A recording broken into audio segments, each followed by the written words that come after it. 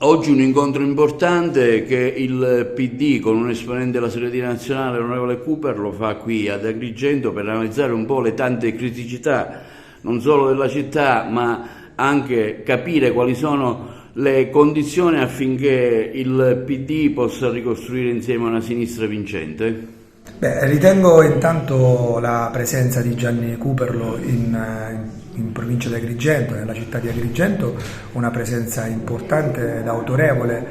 proprio come presenza del Partito Democratico che ovviamente viene in una delle province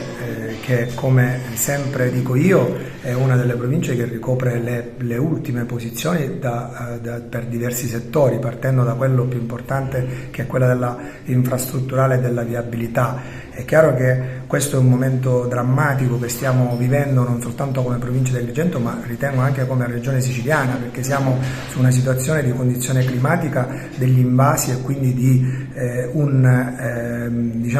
grande preoccupazione di siccità. Spero che il governo regionale, al di là dei proclami che in queste settimane si accinge a fare, davvero possa portare una soluzione che sia non soltanto per quello che è la siccità, ma soprattutto per i comparti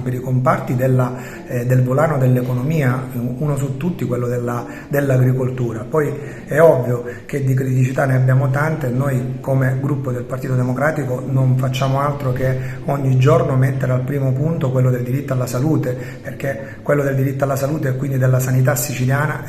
sta diventando davvero un problema che, invece di essere risolto giorno dopo giorno, settimana dopo settimana, mese dopo mese, non si ha nessuna soluzione e dal governo nazionale non arriva nulla. Schifani ci aveva raccontato che stava parlando col governo nazionale, ma ad oggi non c'è nulla, le nostre strutture stanno cadendo a pezzi, i medici vanno via verso la sanità privata e moltissimi cittadini che si ritrovano ad andare in ospedale si ritrovano a stare lì per giorni in astenteria e con liste d'attesa lunghe semestralità, 7-8 mesi, e quindi questo è davvero un dramma. Onorevole, qui ad Agrigento per discutere delle problematiche del futuro del PD, ma anche per analizzare situazioni in cui si versa la città in vista di Capitale 2025. Beh sì, certo, una grande occasione, una grande opportunità che la città deve cogliere e rischia di perdere perché? Perché l'amministrazione non è in grado di affrontare questa sfida, lo dimostrano anche i fatti della cronaca di questi ultimi giorni, ma stamane in questa iniziativa di promessa democratica abbiamo dato voce a testimonianze, esperienze che sono la parte più ricca, più vitale di questa terra,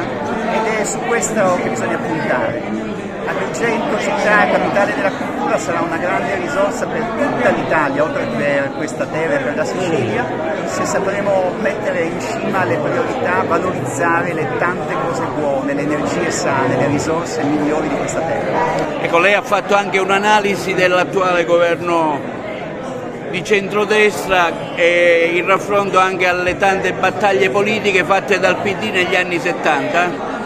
Sì, sono convinto che dobbiamo combattere questa destra costruendo un'alternativa, ma questa alternativa deve ancora una volta avere la consapevolezza che il Partito Democratico da solo non ce la fa, non basta. Dobbiamo rinnovare questo partito e metterci nella condizione però di ascoltare il tanto di buono che c'è fuori da noi. Se si salderà la migliore politica con la migliore società, allora io penso che questa destra non durerà. Come vi preparate alle europee? Spiegando agli italiani che sono le elezioni europee più importanti di sempre, perché la scelta è tra un bivio storico, se rinnovare la prospettiva di un'Europa federale oppure percorrere la via del nazionalismo che la destra vuole riprodurre. E io mi auguro che saremo in grado di costruire questa diatriba col Movimento 5 Stelle? Ma no, bisogna avere tutto più serenità e soprattutto più rispetto gli uni verso gli altri. Nessuno è campione di moralità e il mio partito non si fa dare lezioni da questo punto di vista, ma deve avere la capacità di guardare al suo interno e di affrontare anche i problemi quando ci sono. Grazie. Onorevole Iacono, un momento di confronto ma anche di sintesi in vista anche delle prossime europee, con Gianni Cooperlo che ha fatto una relazione sul passato ma anche in prospettiva futura? Sicuramente una bellissima mattinata voluta dal Partito Democratico, soprattutto la Promessa Democratica Sicilia, che ha visto la partecipazione numerosa di tante compagne e di tanti compagni e soprattutto la presenza graditissima di cui siamo contenti e onorati di Gianni Cuperlo, che come è noto è uno dei nostri più lucidi, lungimiranti e acuti dirigenti a livello nazionale. È stata una mattinata in cui abbiamo parlato sì dei problemi che la nostra provincia vive, soprattutto la nostra provincia, che è sempre dichiarata l'ultima provincia d'Italia, ma abbiamo anche ascoltato idee e proposte che abbiamo messo insieme perché vogliamo mettere a disposizione la nostra idea, la nostra visione nuova e diversa di gestione e di governo di questa città e di questo territorio.